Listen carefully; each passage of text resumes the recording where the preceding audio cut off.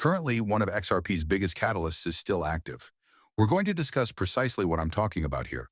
However, I believe that this is a catalyst that all holders of XRP should be aware of since it will have an impact on the long term as well as the short-term worth and performance of these coins. XRP's worth and success as well. The success of XRP will therefore be significantly impacted by this. As we consider that, we also quickly examine how the market dynamics surrounding XRP are evolving. For instance, the SEC recently provided us with a significant update on August 5th. They ruled that staking in cryptocurrency liquids is not a security. When compared to 2024, the SEC's perspective and priorities have dramatically changed. Their goal is to ensure the success of cryptocurrency in general. They no longer wish to battle this enterprise. They want innovation to flourish. And since it's that big moment, I believe that this is crucial to concentrate on only from the perspective of an investor. Now is the critical time for the industry to be given serious attention. As I've said on this channel numerous times, the US does something that every country watches. So this is a huge moment for technology to become a very major part of not just crypto itself, but the entire world.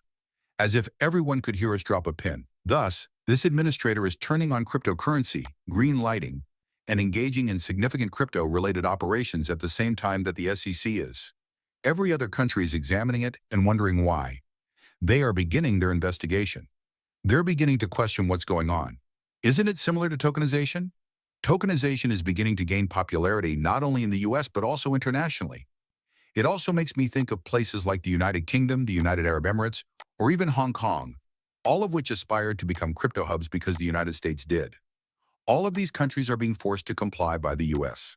Thus, this is speeding up all of that when we concentrate on what the SEC is doing. However, concentrating on this, Nate Garassi is here. Some liquid staking tokens are not securities, according to the SEC.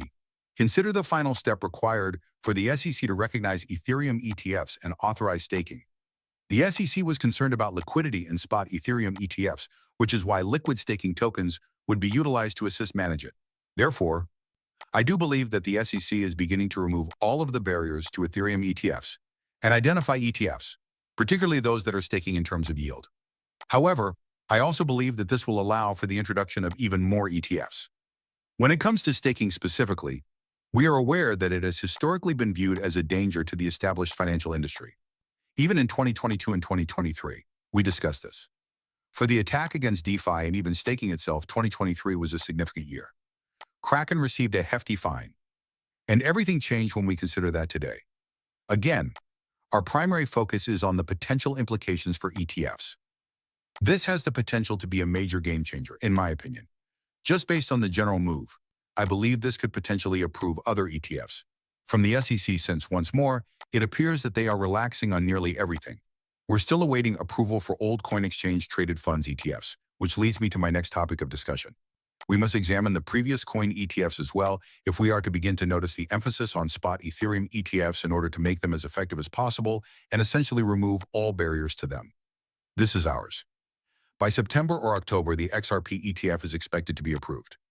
According to Eric Bakunis of Bloomberg, if the SEC softens and the Ripple case is resolved, an approval might occur as early as the third quarter. Enzyme for an XRP pump. Now, I'm not referring to this significant catalyst.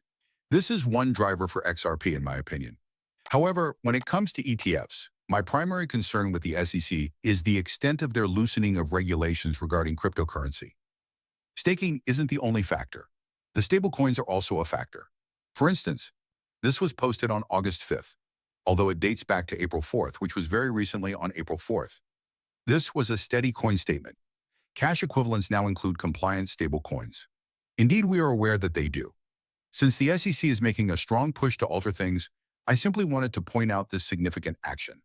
This administration and the SEC have made a lot of moves this year to ensure that everything is in order and that everything is officially approved at once.